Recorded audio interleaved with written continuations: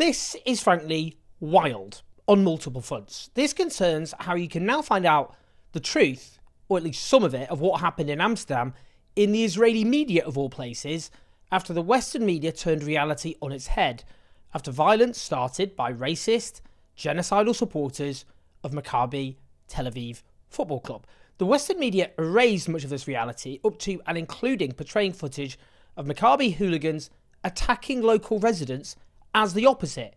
That is, reversing it to claim that the footage showed Maccabi fans being attacked. Now, I explored that by interviewing the woman who recorded that particular evidence. Well, now the truth has made it into the pages of Israeli newspapers. This is frankly surreal.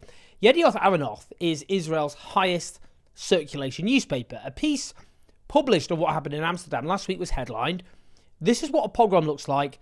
This is the new anti-Semitism." So you think you know where this is all going, right? Same goes when you read the subheading. The outrageous anti-Semitic attack in Amsterdam was meticulously planned by its Muslim population beforehand, which Dutch officials and police ignored. Already there, blatant racism just dripping off, discussing how the outrageous anti-Semitic attack was quote-unquote meticulously planned by its Muslim population beforehand. Imagine a headline discussing a racist attack meticulously planned by a city's quote-unquote Jewish population. Anyway, then get into the meat of the text, and it reads, and this is how it, honestly, this is the first paragraph. "This is what an Israeli woman who arrived in Amsterdam 2 days before the soccer match between Maccabi Tel Aviv and Ajax clubs wrote about the atmosphere in the city. There were huge gatherings and shouts of death to Arabs in Amsterdam's main squares, alongside violence against people holding Palestinian flags." What the literally just coming out there and writing from the outset the proof that violence started because Israeli football hooligans were chanting genocidal chants, literally calling for the extermination of an entire ethnic group, the Arab population, in a city with an Arab population, whilst it says attacking people holding Palestinian flags. Wait for the next bit. It quotes from the Israeli woman again.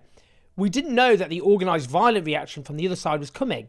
Leaving the game, 10 Maccabi Tel Aviv fans were roaming the train looking for a Palestinian to beat up. Their words. They didn't find one. They arrived at the central station. At first, everything was fine," she recalled. Sorry, just 1 moment there.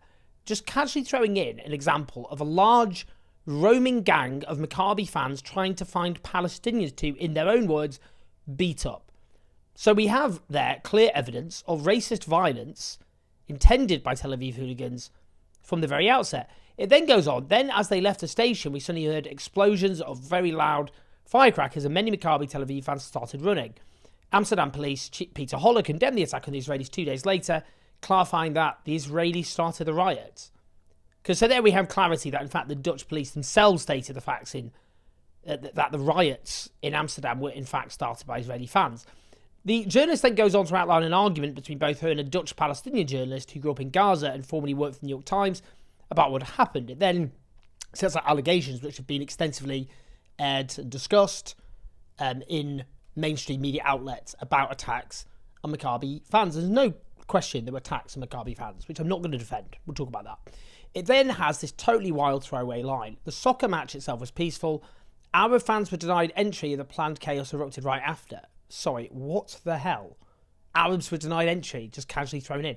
That's a very serious allegation of racist discrimination there. I don't know Dutch law, but in, say, Britain, discrimination, the provision of goods and services when it comes to protected characteristics is strictly prohibited.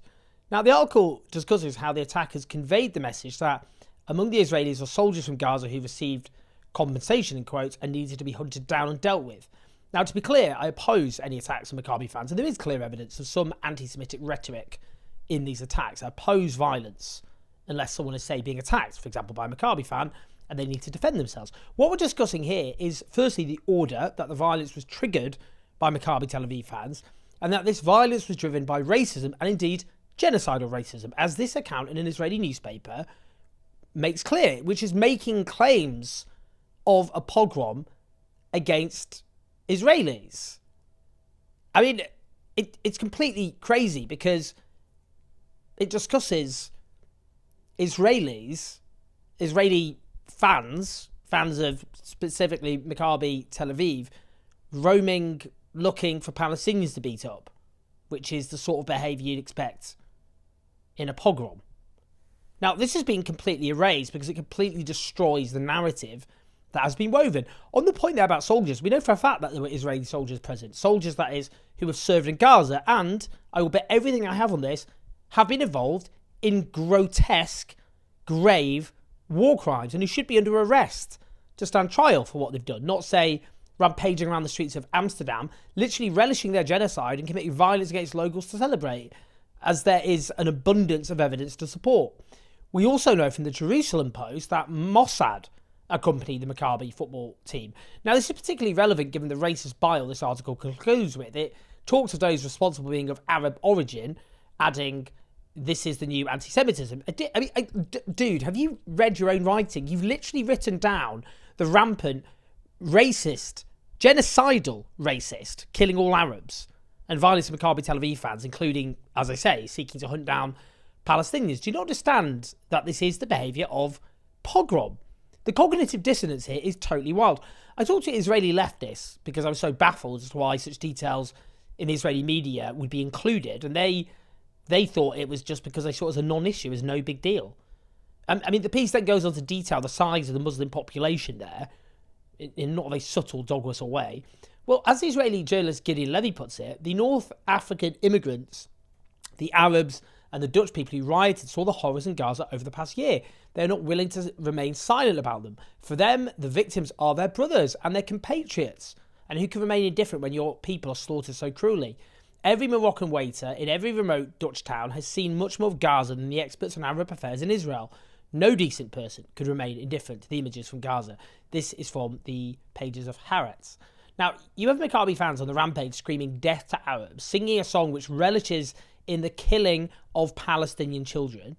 They're dragging down Palestinian flags from private homes and setting fire to them, throwing stones, various missiles at people's private homes, attacking cab drivers. We could go on, tooling up with iron bars. The local Arab population, whose city these hooligans have arrived in to call for their extermination, include, as the local Dutch Arabs know, and Dutch Muslims know, soldiers who have committed war crimes, as well as Mossad, itself complicit in grave war crimes. That's not to justify any violence, which I don't.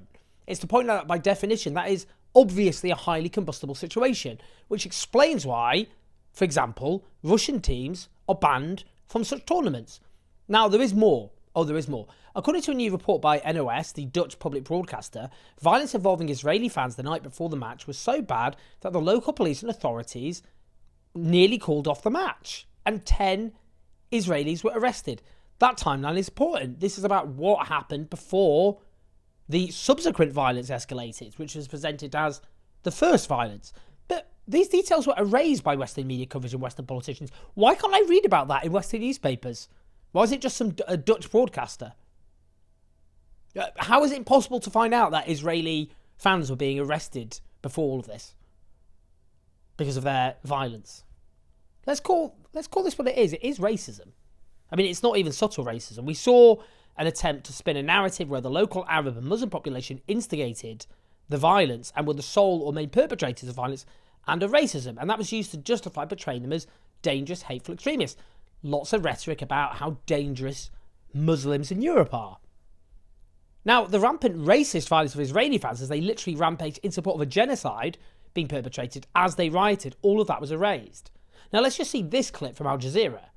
A taxi driver who wants his identity to be protected told us on his lawyer's phone what happened when he was filming Maccabi supporters tearing down Palestinian flags. A hooligan dressed in black came to my taxi and tried to drag me out and started to damage my car. Another person came with an iron chain and hit my car several times. I reported this to the police, but they didn't take action. His lawyer is documenting other cases of violence and racism committed by Maccabi fans. What we saw is several footage of the Maccabi fans screaming in the middle of Amsterdam, kill all the Arabs, rape all the Arabs, and all kind of horrific things which should not be in any city center in the world. This is just astonishing. Rampant racist violence by the Israeli thugs erased. Where is that featuring across the coverage in the Western media? Now, that lawyer, I would note, is now working on documenting other cases of violence. Now, you're entitled to ask yourself, what the hell is going on here? You're entitled to ask, why your media organisations are not telling you the truth. You're also entitled to ask why you're at risk of being labelled a hateful, racist, dangerous extremist because you opposed racist football hooligans perpetrating violence as they celebrate genocide. At the same time as you didn't support any violence. Now, the truth matters here. There has been a determined attempt to smear and silence anyone who has challenged the narrative of what happened here, and that narrative is collapsing before us like a pack of cards. Well, I'm not going to give up on this until we have the truth in its entirety, so there's more to come. Stay tuned. Please like and subscribe. Give your thoughts, your comments. Do you help us take on this awful, dire media ecosystem at patreon.com/unjust84. Listen to the podcast. I'll speak to you soon.